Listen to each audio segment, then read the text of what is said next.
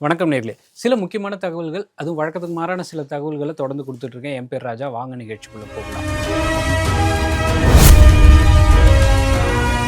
நம்ம எல்லாருமே அலைஞ்சு திரிஞ்சு வேலை பார்க்குறது எதுக்கு அப்படின்னு பார்த்தீங்கன்னா, ஒரு பணம் சம்பாதிக்கணும். அந்த பணம் சம்பாதிச்சு கொஞ்சம் நிம்மதியான வாழ்க்கைய வாழணும் அப்படிங்கிறது தான். இன்னும் 10 வருஷத்துல அப்படி ஒரு நிலைமையே இருக்காது. பணத்துக்கான தேவையே இருக்காது. அப்படிங்கிற மாரி ஒரு அதிர்ச்சிகரமான சம்பவத்த எலான் மஸ்க் செஞ்சுட்ருக்காரு. அவர் எவ்வளோக்கு எவ்வளோ உலக அளவுல பணக்காரரா இருக்காரோ, அதே அளவுக்கு சர்ச்சைகளுக்கும் கொஞ்சமும் பஞ்சம் இல்லாத ஒரு நபரா தான் இந்த எலான் மஸ்க் இருக்காரு. அவர் என்ன சொல்லியிருக்காரு அப்படிங்கிறத விலாவாரியா பார்க்கலாம் வாங்க. அடுத்த 10 வருஷங்கள் தான் ரொம்ப முக்கியமான வருஷங்கள் அப்படின்னு சொல்லி பிரபல தொழிலதிபரா இருக்கிற அந்த எலான் மஸ்க் சொல்லியிருக்காரு. அவர் என்னதான் ஸ்பெசிஃபிக்கா சொல்றாரு அப்படின்னா, ஏஐயும் ரோபோக்களும் சேர்ந்து மனுஷங்கள விட உற்பத்தி செய்றதுல எல்லா ஆஸ்பெக்ட்லயும் ரொம்பவே அதிகமா இருப்பாங்க அப்படின்னு சொல்றாங்க. அதில ஸ்பெசிஃபிக்கா அவர் குறிப்பிட்டு சொல்ற ஒரு விஷயம் என்ன அப்படின்னா, உணவு, அப்புறம் இருப்பிடம், போக்குவரத்து இதுக்கெல்லாம் வந்து இப்போ மனிதர்கள் அதிகமா பணம் செலவு பண்ணிட்டு இருக்காங்க.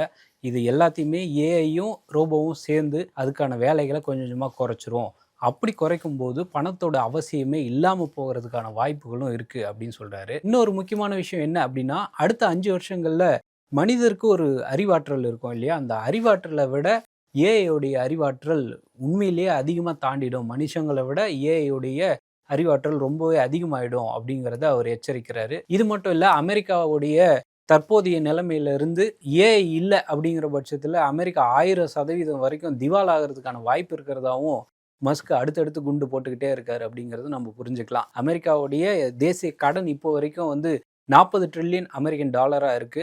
இந்த ஏஐயும் ரோபோவும் சேர்ந்து பெரிய உற்பத்தி திறன்ல ஒரு பெரிய மாற்றம் கொண்டு வரல அப்படிங்கிற பட்சத்துல அடிச்சு சொல்றாரு 1000% வந்து இந்த அமெரிக்கா வந்து கண்டிப்பா திவால் ஆயிடும் அப்படிங்கிறது அவர் சொல்ற ஒரு முக்கியமான விஷயமா இருக்கு.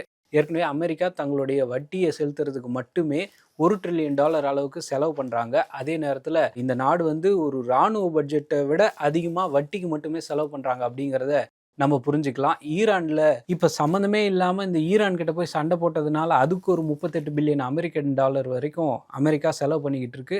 இது ஏற்கனவே இருக்கிற நிலைமைய இன்னும் சிக்கலாக்கும் அப்படிங்கிறது தான் எலான் மஸ்க் சொல்ற ஒரு முக்கியமான விஷயமா இருக்கு. இந்த பணத்தோடைய தேவையே இருக்காது அப்படிங்கிறாரு. அதே போல பணம் வந்து மனிதர்கள் செய்கிற வேலைகளை ஏஐயும் ரோபோட்டும் செஞ்சிடும் அப்படிங்கிறனால இன்னொரு 10 வருஷத்துல பணத்துக்கான தேவையே இருக்காதுன்னு சொல்ற அதே எலான் மஸ்க் வந்து அமெரிக்காவுடைய நிலைமை இன்னும் மோசமாகறதுக்கு வாய்ப்பு இருக்கு அப்படிங்கிறத ஒரு எச்சரிக்கையாகவும் கொடுக்குறாரு அப்படிங்கிறத நம்ம புரிஞ்சுக்கலாம். முதல்ல ஒரு பணம் சம்பந்தமான செய்தியை பார்த்தோம். அடுத்து வர்றதும் ஒரு பணம் சம்பந்தமான செய்தி தான். இந்தியாவில் நம்ம ஏற்கனவே இந்த சேனல்ல இப்ப இருக்கிற ரூபாய் நோட்டுகளுக்கு பதிலா வந்து பாலிமரால செய்யப்பட்ட ஒரு நோட்டுகள் வரப்போகுது அப்படிங்கிறத சில மாசங்களுக்கு முன்னாடியே இந்த நம்ம சேனல்ல சொல்லியிருந்தோம். இதனோட அடுத்த கட்டமா வந்து நீங்க ரோட்ல போறீங்கன்னா ஒரு 10 ரூபாய் 20 ரூபாய் நோட்டு வந்து அதிகமான புழக்கத்துல வரப்போகுது அப்படிங்கிறத புரிஞ்சுக்கலாம். இந்த 10 ரூபாய் 20 ரூபாய் நோட்டுகள் வழக்கமா வர ரூபாய் நோட்டு தாள்கள் மாதிரி இல்லாம பாலிமர் நோட்டுகளா மாறப்போகுது அப்படிங்கிறத நம்ம புரிஞ்சுக்கணும். பாலிமர்னா ஒரு இழை மாதிரியான ஒரு பிளாஸ்டிக் தன்மை உள்ள ஒரு ரூபாய் நோட்டு வரப்போகுது அப்படிங்கிறத புரிஞ்சுக்கலாம். இதுக்கு reserve banks RBI polymer notes அப்படிங்கிற பேர் வச்சிருக்காங்க. இந்த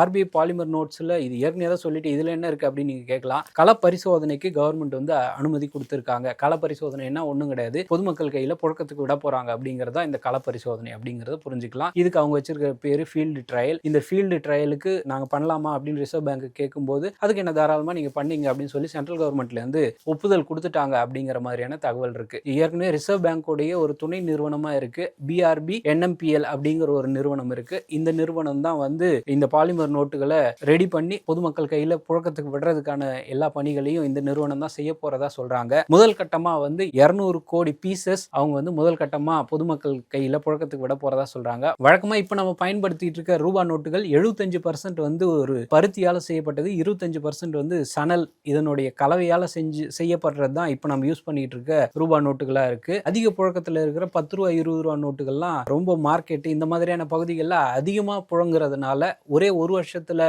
இந்த ரூபாய் நோட்டுகள் ரொம்ப பழசா மாறிடுது அப்படிங்கிறதுனால இப்போ புது பிளாஸ்டிக் ரூபாய் நோட்டுகள் வரப்போகுது. இந்த பாலிமர் நோட்டுகள் வந்து 2.5 மடங்குல இருந்து 4 மடங்கு வரைக்கும் அதிக ஆயுட்காலமா இருக்கும் அப்படின்னு சொல்றாங்க. ஏற்கனவே இந்த பாலிமர் ரூபாய் நோட்டுகளை ஏற்கனவே இந்திய அரசு வந்து ஏற்கனவே 2012 இதே மாதிரி பிளாஸ்டிக் ரூபா நோட்டுகளை புழக்கத்தில் விடுறதுக்கான எல்லா முயற்சிகளும் எடுத்தாங்க.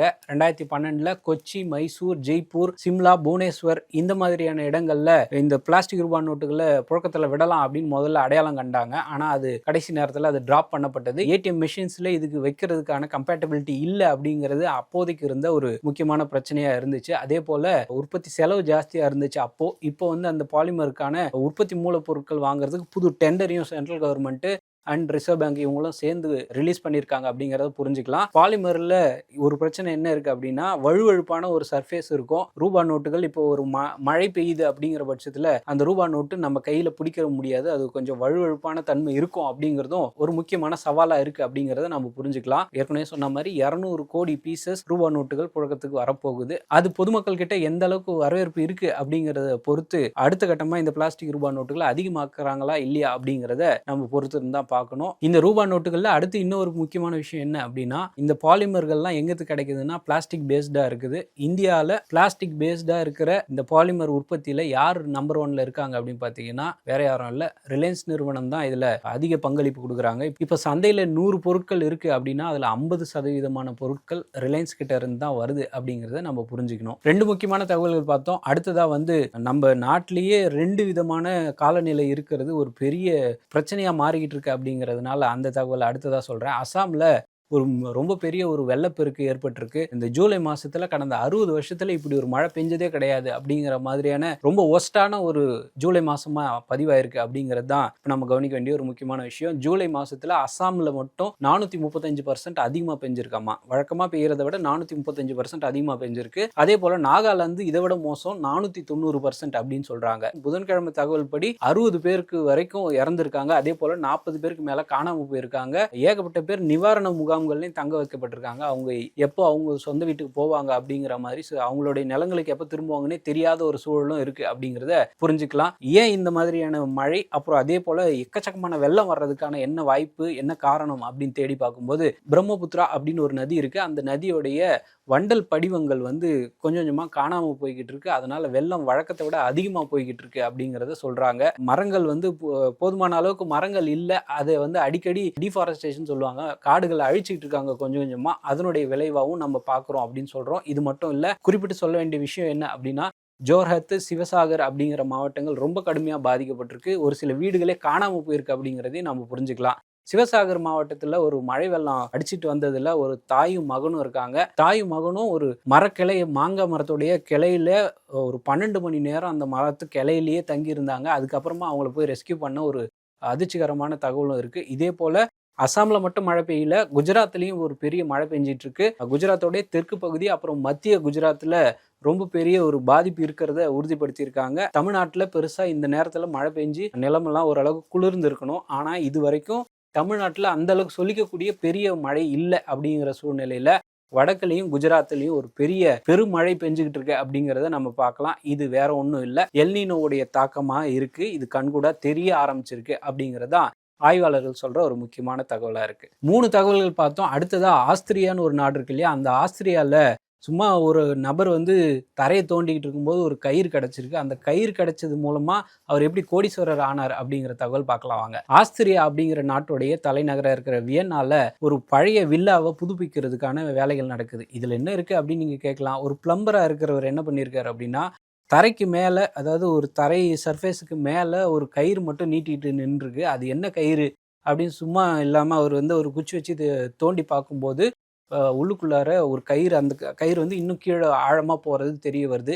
சரி, ஒரு ஆர்வம் மிகுதியில் அது என்னவா இருக்கும் அப்படின்னு தோண்டிக்கிட்டே போகும்போது அந்த கயிறுடைய இன்னொரு முனை வந்து ஒரு பெரிய பெட்டி இருந்திருக்கு. அந்த பெட்டியில 30 கிலோ அளவுக்கு தங்கம் கிடைச்சிருக்கு. அந்த 30 கிலோ தங்கத்துடைய மதிப்பு இந்திய ரூபாயில சொல்லணும்னா 23 கோடி ரூபாய் அப்படின்னு சொல்றாங்க. கிடைச்ச தங்க புதையல்ல என்னென்ன இருந்தது அப்படின்னு பார்த்தீங்கன்னா, மொசார்ட் அப்படிங்கிறவருடைய உருவம் பதிச்சிருந்தது. அது வந்து 2ஆம் உலக போருக்கு முன்னாடி உள்ள நாணயமா இருக்கலாம் அப்படிங்கிறதும் சொல்றாங்க.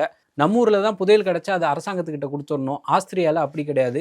அவங்க ஒரு சட்டத்தில் என்ன சொல்கிறாங்க அப்படின்னா, யார் கண்டெடுத்தாங்களோ அவங்களுக்கு ஒரு பாதி கொடுத்துடணும், நிலத்தோடைய உரிமையாளருக்கு இன்னொரு பாதியை கொடுத்துடணும் அப்படின்னு சொல்கிறாங்க. ஸோ இப்போ கிடைச்சிருக்கிறது 23 கோடி ரூபாய் அளவுக்கு தங்கம் கிடைச்சிருக்கு. அப்படிங்கிற பட்சத்தில் சும்மா இல்லாமல் ஒரு குச்சி வச்சு நோண்டிக்கிட்டே இருந்த இந்த பிளம்பருக்கு திடீர்னு 11 கோடி 50 லட்சம் ரூபாய் அளவுக்கு பணமாக திருப்பி அந்த நாட்டு கவர்மெண்ட் கொடுத்துருக்காங்க அப்படிங்கிறதையும் நம்ம இங்கே கவனிக்க வேண்டியது இருக்குது. உண்மையிலேயே சாதாரணமாக ஒரு விளையாட்டுத்தனமாக பண்ண ஒரு நபர் திடீர்னு எப்படி கோடீஸ்வரர் ஆனார் அப்படிங்கிறது தான் இப்போ உலகம் ஃபுல்லாக பேசப்படுற ஒரு முக்கியமான தலைப்புகளில் ஒன்றா இருக்குது. ஸோ 4 முக்கியமான தகவல்கள் பார்த்தோம். அது வழக்கத்துக்கு மாறான சில தகவல்களாகவும் இருந்துச்சு. இந்த மாதிரியான வழக்கத்துக்கு மாறான சில தகவல்கள் தொடர்ந்து கொடுத்துட்ருக்கேன். என் பேர் ராஜா. நன்றி. வணக்கம்.